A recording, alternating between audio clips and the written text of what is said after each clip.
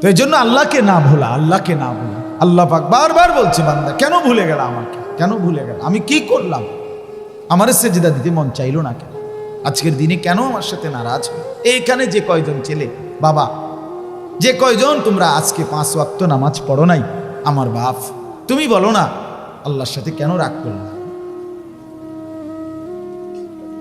কেন নারাজ হইলা, মালিকের সাথে কেন অভিমান করলা। আল্লাযী খালাকাক, আল্লাহ বলে আমি না তোমাকে বানাইছি, ফাসাওয়াক, আমি তো তোমার শরীরে অঙ্গ প্রত্যঙ্গ লাগাইছি, জানো না তুমি বান্দা। ফাআদালাক, আমি তোমার দেহের অঙ্গ সাজিয়েছি, সুবিন্যস্ত করেছি, সামঞ্জস্যপূর্ণ করেছি, একটার সাথে একটা মিলায়ে দিছি। ফি আইয়ি সূরাতিন মা শাআ রাক্কাবাক, আমি যেমন সুন্দর আকৃতিতে সাজিয়েছি এটা আমি করেছি, আমি করেছি। তাফসীরের মধ্যে লিখছে ফি আইয়ি সূরাতিন মা শাআ রাক্কাবাকের মধ্যে তাফসীর আছে, আল্লাহ চাইলে মানুষের আকৃতির মধ্যে, শরীরটা তো মানুষের কিন্তু চেহারার এই আকৃতিটা কুত্তার মতো বানাইতে পারত, হাত পাও তো মানুষের কিন্তু চেহারাটা কুত্তার মতো, কি হতো তখন, শুকরের মতো কি হতো তখন। বন্ধু আমার, আল্লাহ তাআলা এই পৃথিবীতে বনি ইসরাইলের ইহুদি জাতির কিছু মানুষকে বানর এবং শুকর বানিয়েছিলেন কিনা, কথা বলেন না কেন, বানিয়েছিলেন কিনা। কুনু কিরাদাতান খাসিঈন, কোরআনে আছে, নিকৃষ্ট শুকর বানায় দিছে, বান্দর বানায় দিছে। আল্লাহ আমার প্রত্যেককে আমাদের হেফাজত করেন। অতএব তাওহীদ আমার জীবনের পুঁজি, আল্লাহকে না ভোলা, আল্লাহকে না ভোলা। 2 নাম্বার হলো রিসালাত, আমার মাথার চুল থেকে পায়ের নখ, আমার জিন্দিগি এবং আমার যত কিছু, আমার হাসি কান্না আনন্দ বেদনা, আমার উঠা বসা নড়া চড়া, আমার বাজার ব্যবসা আয় রোজগার লেনদেন আচার আচরণ, স্ত্রী সংসার পরিবার পরিজন, ঘর বাজার দেশ জাতি রাজনীতি, সব কিছু রাষ্ট্র, সব ব্যাপারে মুহাম্মাদুর রাসূলুল্লাহ সাল্লাল্লাহু আলাইহি সাল্লামের জিন্দেগি পদাঙ্ক সুন্নাত খুঁজে খুঁজে তালাশ করে করে নিজের জীবনে অনুসরণ করা, নিজেকে সেই দাঁচে গড়ে তোলা, এটার নামই হলো রিসালাত। এই জন্যই মুহাম্মাদুর রাসূলুল্লাহ সাল্লাল্লাহু আলাইহি সাল্লাম আল্লাহকে যদি বলেন মাওলা আপনার পছন্দ মতো হাসতে চাই, আল্লাহ বলবে বন্ধুকে দেখো, বন্ধু যেমন হাসে ওটাই আমার পছন্দের হাসি। আল্লাহকে যদি বলেন রব্বুল আলামিন আপনার মর্জি মতো খানা খাইতে চাই, আল্লাহ বলে বন্ধুকে দেখো, বন্ধু আমার যেমন খায় এটাই আমার মর্জি মতো খায়। আল্লাহকে যদি বলেন মাওলা আপনার মর্জি মতো ঘুমাইতে চাই, আল্লাহ বলবে বন্ধুকে দেখো, বন্ধু আমার যেদিকে কাত হয়ে ঘুমায় এটাই আমার পছন্দ, এটাই আমার পছন্দ। বন্ধুর হাসি আমার প্রিয়, বন্ধুর কান্না আমার প্রিয়, বন্ধু হাঁটলেও আমার কাছে সুন্দর লাগে, বন্ধু বসলেও আমার কাছে সুন্দর লাগে। বন্ধুর সারা দেহ সারা অঙ্গ, বন্ধুর সমস্ত কার্যকলাপ আমি আল্লাহ নিয়ন্ত্রিত। অতএব তাকে অনুসরণ করো, তার ভালোবাসাও বাবা আমার ভালোবাসা। সুন্নাত চাই, সুন্নাত অনুসরণ। কেন মিসওয়াক করেন না আমার বাপ, যারা মিসওয়াক করেন না কোনোদিনও, কেন করেন না? রাসূলুল্লাহ সাল্লাল্লাহু আলাইহি সাল্লাম আজীবন মিসওয়াক করেছেন, এই কারণে করেন। আপনি সিদ্ধান্ত নিছেন, নবী আপনি করলেন কেন? আমি করতাম না। ব্রাশ কেন করলেন? সারা জীবন ভুল হইল না, ব্রাশ টুথপেস্ট কেন? কারণ রাসূলুল্লাহ করেন নাই। দুশ্মন দেখাইছে টেলিভিশনে অ্যাডে, অথবা দুনিয়ার কোনো ডাক্তারেই বলছে, এটা আপনার খুব বুঝে ধরল। রাসূলুল্লাহ সাল্লাল্লাহু আলাইহি সাল্লামের মিসওয়াক, যিনি মৃত্যুর পর্যন্ত, আমাদের নবী শেষ নবী না, কথা বলেন না, এই শেষ নবীর শেষ আমল মিসওয়াক, আখিরি নবীর আখিরি আমল, খাতামুল আমাল, নবীজি আখিরি আমল মিসওয়াক করতে করতে ইন্তেকাল করছে। বুখারীর হাদিস। আম্মা জান আয়েশা রাদিয়াল্লাহু তাআলা আনহা মিসওয়াক নরম করে দিয়েছেন। তাইলে তিনি মৃত্যু পর্যন্ত, আল্লাহ রাসূল বলছে যতবার জিবরাইল আমার কাছে আসছে প্রত্যেকবার যাওয়ার সময় আমারে বলছে মিসওয়াকের গুরুত্ব দিতে। তাহলে আপনি কেন করলেন না? বাপ, মিসওয়াক করতে মনে থাকে না কেন? আমি দুঃখে, মনের কষ্টে অনেক সময় বলি, যদি সিনেমার নর্তকী, বিজ্ঞাপনের নায়ক, অভিনেতা, ওরা যদি টেলিভিশনে দেখাইতো মেসওয়াক, তো করল। বুঝেন নাই কথাটা? ওরা দেখালো। ফুটবলের খেলোয়াড়, ক্রিকেটের খেলোয়াড়ে যদি দেখাইতো মেসওয়াক, তো ঠিকই করতো।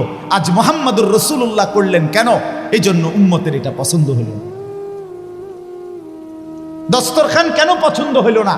ডাইনিং টেবিল কেন ভুল হইল না? ডাইনিং টেবিল, 6টা চেয়ার, এটা দিয়ে মিস গেল না কারো ঘরে। রিক্সাওয়ালা, ফকির, দিন মজুর, তার ঘরেও ডাইনিং টেবিল, কুটিপতির ঘরেও ডাইনিং টেবিল। ডাইনিং টেবিল ছাড়া ফার্নিচার শেষ হইল না, দস্তরখান মিলে না কেন? জি গেলে লুঙ্গি একটা দেয়, গামছা একটা ফুরান বিছায় দেয়, এটা নিয়ে দস্তরখান? এটা তো লুঙ্গি না, এটা দুর্গন্ধ বেটা। তোর গামছার মধ্যে আমি বইতাম কেন বেটা? তোর লুঙ্গির মধ্যে আমি বইতাম কেন? আহা, চিনেই না দস্তরখান, চিনেও না বহু অসংখ্য। আপনি হাঁটে দেখেন, 100 ঘরে খুঁজে দেখেন। আলহামদুলিল্লাহ, প্রতিটা কওমি মাদ্রাসা মুহাম্মদুর রাসূলুল্লাহ সাল্লাল্লাহু আলাইহি সাল্লামের সুন্নাতের দুর্গ। 6 বছরের বাচ্চাও মিসওয়াক করে, 60 বছরের উস্তাদও মিসওয়াক করে। 6 বছরের বাচ্চাও খানার সময় দস্তরখান বিছায়, 50 বছরের উস্তাদও খানার সময় দস্তরখান বিছায়। এর নাম কওমি মাদ্রাসা। রাসূলুল্লাহকে কলিজায় ধারণ করে জীবনটা রাসূলুল্লাহর সুন্নাতের রঙে যারা সাজায়, তাদের নাম কওমি মাদ্রাসা। আমি সেদিনও বলছি, এরাই বাংলাদেশ, এই মাসুম বাচ্চা, এরাই আগামী প্রজন্ম।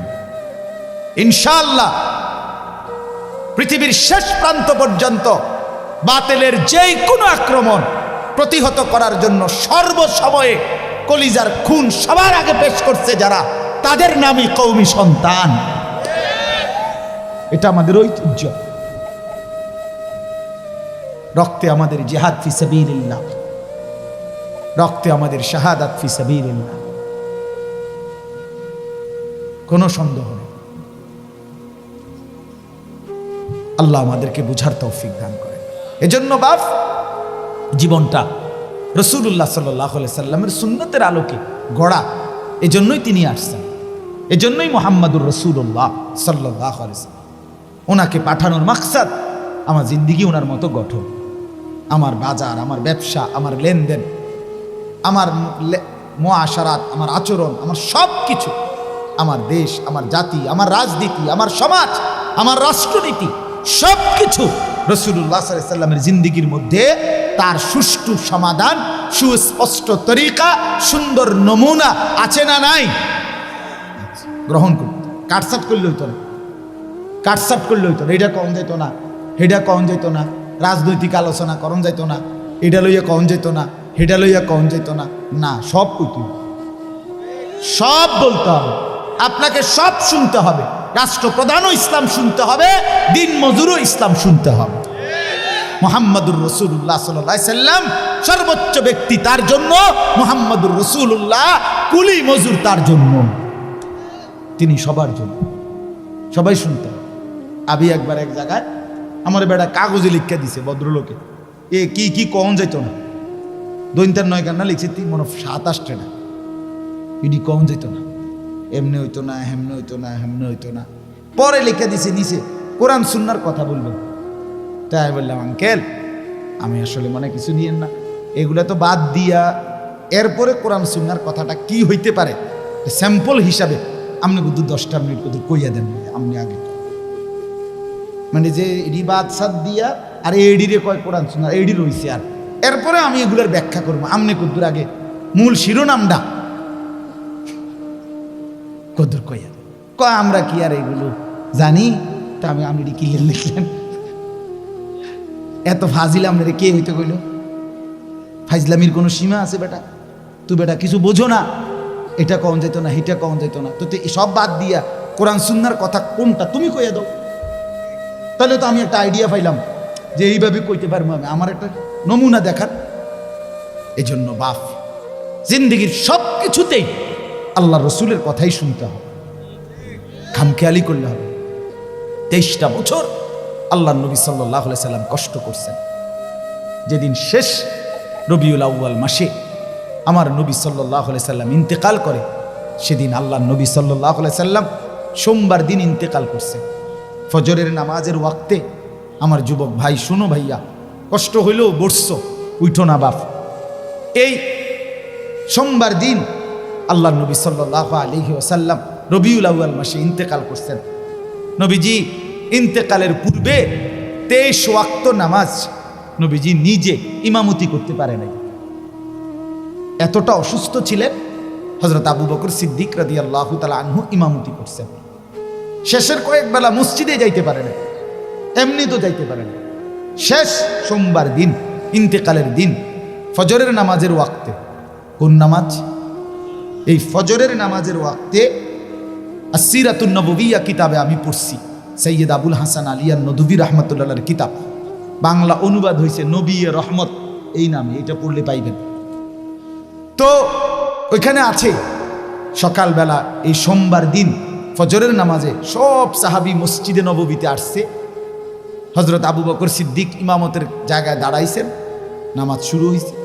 আল্লাহ নবী সাল্লাল্লাহু আলাইহি সাল্লাম বললেন, আয়েশা, তুমি আমারে কনুইয়ের মধ্যে ঠেস দিয়ে আমারে বসাও, আমার হুজরার পর্দা সরায় দাও, আমি আমার উম্মতের ফজরের দৃশ্য দেখব। হযরত আয়েশা রাদিয়াল্লাহু তাআলা আনহা বলেন, আমি নবীজির হুজরার কামরার পর্দা সরাইয়া দিলাম। নবীজির হুজরা আর মসজিদ একসাথেই।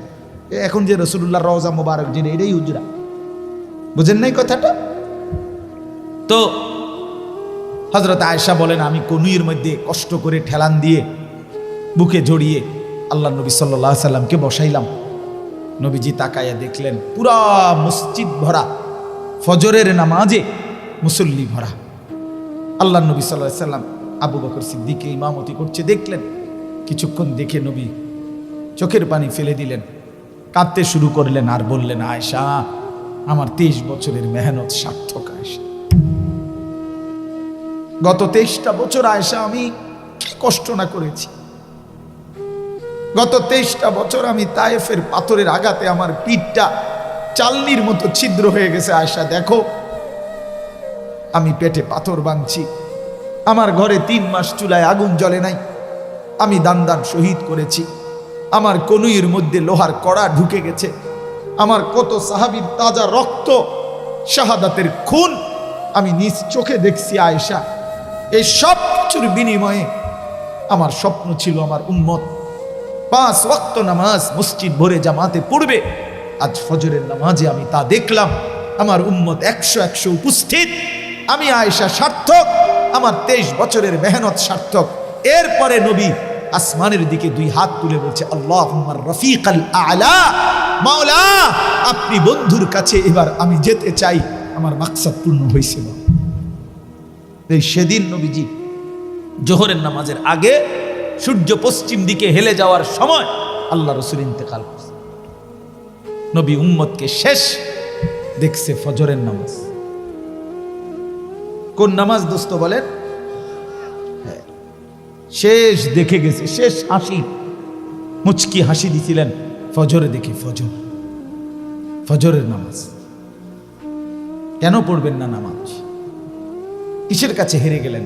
ফজরের ওয়াক্ত দোকান খোলার টাইম না, ফজরের ওয়াক্ত অফিসের টাইম না, ফজর ওয়াক্ত চাকরির টাইম না, ফজরের ওয়াক্ত কোনো কর্মের সময় না, শুধুমাত্র একটা ঘুম, এর দূরের কাছে আপনি হেরে গেলেন।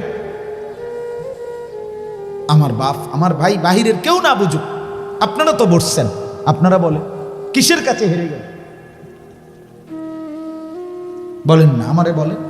ছেলেরা বলো না, ভাইয়া তুমি শক্ত, সামর্থ্য, তাগড়া, জওয়ান, 60 বছরের চাচা যদি উঠতে পারে, তুমি বন্ধু পারবা না কেন? তোমার আবার রাত কি, তোমার আবার দিন কি? জওয়ান তো জওয়ানই। নওজোয়ান চাইলে তো পাহাড় কাইটা সমান করতে পারে, নওজোয়ান চাইলে তো আটলান্টিক মহাসাগর মাটি দিয়ে পুরায় লাইতে পারে। যুবক চাইলে সব পারে। জওয়ানই তো আল্লাহ এই জন্যই দিছে। কুওয়াতান, কোরআনে আছে যৌবনকে আল্লাহ বলছে শক্তি, ছোট্টবেলাকে আল্লাহ বলছে দুফান, দুফুন দুর্বলতা। বৃদ্ধকালকেও আল্লাহ বলছে দুফাম ওয়া শাইবা, বুড়া কালটাও দুর্বল। শক্তি কুওয়াত, শক্তি শুধুই যৌবন, শক্তি শুধুই কি যৌবন, যৌবন। রাসূলুল্লাহর একজন সাহাবীর নাম ছিল যায়েদ ইবনে সাবিত। কি নাম কন্ত? আবার কর। এই সাহাবীর বয়স যখন 16, তখন আল্লাহ রাসূল সাল্লাল্লাহু আলাইহি ওয়াসাল্লাম ইন্তেকাল করছেন। তো নবীজির জামানায় যারা কোরআন শরীফ লিখতেন নবীজির নির্দেশে, কাতেবে ওয়াহি বলতো, এর মধ্যে 1 নম্বর ছিলেন এই মিয়া, এই ছোট মিয়া। 1 নম্বর কাতেবে ওয়াহি, ওয়াহি লেখক, কোরআন লেখক রাসূলের জামানায় ছিলেন এই ছোট মিয়া, এই যায়েদ ইবনে সাবিত রাদিয়াল্লাহু তাআলা আনহু। তো নবীজির ইন্তেকালের পরে প্রথম খলিফা হইছেন কে? কথা কোন? সিদ্দিক রাদিয়াল্লাহু তাআলা আনহু। এই তিনি, ওনার আমলে একটা যুদ্ধ হয়েছিল ভণ্ড এক নবীর বিরুদ্ধে, মুসাইলামাতুল কাজ্জাব। ওই যুদ্ধে রাসূলুল্লাহ সাল্লাল্লাহু আলাইহি ওয়াসাল্লামের প্রায় 400-র চাইতে বেশি হাফেজে কোরআন সাহাবী শাহাদাত বরণ করছে। ফলে সাহাবায়ে কেরাম মাশওয়ারা করে সিদ্ধান্ত নিছে, হাফেজে কোরআন যেভাবে শহীদ হইছে, ভবিষ্যতে কোরআনুল কারীম পূর্ণ একসাথে পুরা কোরআন লিপিবদ্ধ না করাইলে পরবর্তী সংরক্ষণ কষ্ট হইয়া যাবে। সর্বসম্মতিক্রমে সিদ্ধান্ত হইছে কোরআনুল কারীম পুরাটা একসাথ করবে। মানে এর আগে নবীজির জামানায় লেখা আছে কিন্তু আলগা আলগা, ওনার কাছে 10 আয়াত, ওনার কাছে 1 সূরা, ওনার কাছে 2 আয়াত, ওনার কাছে 4 আয়াত, এরকম এরকম, বুঝছেন নি? একসাথে কারো কাছে নাই নবীজির জামানায়। এই আবু বকর সিদ্দিক প্রথম উদ্যোগ নিলেন ওনার খেলাফত আমলে, যার কাছে যা আছে সব সংগ্রহ করবে, 1 আয়াত 10 জনের কাছে থাকুক, সবটি লইব, সব একত্র কইরা যাচাই বাছাই করে পুরা 30 পারার ধারাবাহিকতা একসাথ করবে। কাজটা কি এমনি 10 টাকার বুট কিনো খামখেয়ালি? এই 1.25 লাখ সাহাবীর প্রত্যেকের থেকে সংগ্রহ করা, এগুলোর যাচাই বাছাই করা, এগুলোর ধারাবাহিকতা ঠিক করা বিশাল কাম না? কথা বলেন না? এনে কামটা করবে কে? এটার মানে হেড অফ দ্য ডিপার্টমেন্ট, প্রধান কে হবে? এটা প্রথম কামটা করবে কে? হযরত আবু বকর সিদ্দিক রাদিয়াল্লাহু তাআলা আনহু প্রথম নাম প্রস্তাব করলেন এই 16 বছরের তাগড়া জওয়ান যায়েদ ইবনে সাবিত। বলে ওরে ডাক দাও। ওনারে আনছে। হযরত আবু বকর সিদ্দিক জিজ্ঞেস করছেন, যায়েদ বলো তো তুমি পারবানি এটা করতে? এই কোরআন সংকলনের এই বিশাল কাজ তুমি করতে পারবা কিনা? আমি যে কথাটা বুঝাইতে চাইছি আমার ভাই শুনেন। ওই সাহাবী বলতেছে, আমিরুল মুমিনিন আবু বকর সিদ্দিক, আপনি যদি আমাকে বলেন এই চোখের সামনের পাহাড়টা কাইটা আরেকখানে স্তূপ দিতে, আমি যায়েদ সেটাও পারবো ইনশাআল্লাহ। আপনি কইলেন কি আমার পারতাম না? মানে আমি নওজোয়ান না? আমি পারবো না তো কে করবে? আমি পারবো না কেন? এই জন্য বাপ আমি এটা বুঝাইতে চাইলাম, আমার সন্তানরা পারবে না কেন? কেন পারবে না? মা বাবার গাফলতি, পরিবারের গাফলতি, লাগামহীন ছেড়ে দেওয়া, একটা বড় মোবাইল তার জিন্দিগির সঙ্গী বানায় দেওয়া, এই এক অসভ্যতার কাছে সবাই আমরা হেরে গেলাম। সবাই তাগড়া জওয়ান তার যৌবনের সোনালী সময়টা এই মোবাইল, উলঙ্গ ছবি, নর্তকীর নাচ, জিনা ব্যভিচারের দৃশ্য, মদ জুয়ার আড্ডা, নারীর নৃত্য, অবৈধ প্রেম, সারা রাত উলঙ্গ ছবি দেখা, এই জানোয়ারি কাজ, অসভ্য কাজে শেষ করবে। খালাস, শেষ। এর জন্যই আল্লাহ বানাইছে। এমন সোনালী জিন্দিগি এভাবে শেষ করে দাও। সারাটা রাত অসংখ্য যুবক বর্তমানে মোটর সাইকেলে পিছনে একটা উপযুক্ত যুবতী মেয়ে নিয়ে সারা রাত রোডে রোডে ঘুরে। আমি এখন আমাদের যাত্রাবাড়ি ধোলাইখালের পর থেকে নিয়ে পদ্মা সেতুর পর্যন্ত যে মেইন রাস্তাটা, এটা পাংখা রাস্তা, মানে রাস্তা এত সুন্দর, চোখ বন্ধ করে গাড়ি ছেড়ে দিলে এটা হিমাতত যাবে, এমন সুন্দর রাস্তা। আমি তো প্রায় ওই মাদারীপুর, শরীয়তপুর, ফরিদপুর গেলে আসার পথে দেখি রাতের 2টা, 2:30, 3টা বাজে আমি নিজ চোখে দেখছি, আহা, অসংখ্য মোটর সাইকেল, আপনার প্রতিটার পিছনে, আকসার অধিকাংশটার পিছনে একটা একটা যুবতী মেয়ে আছে, ঘুরতেছে। কোথায় মা, কোথায় বাপ, কোথায় পরিবার, কার মেয়ে, কার ছেলে? আহ আহ মনে রাখবেন, যেই মেয়ে, যেই মহিলা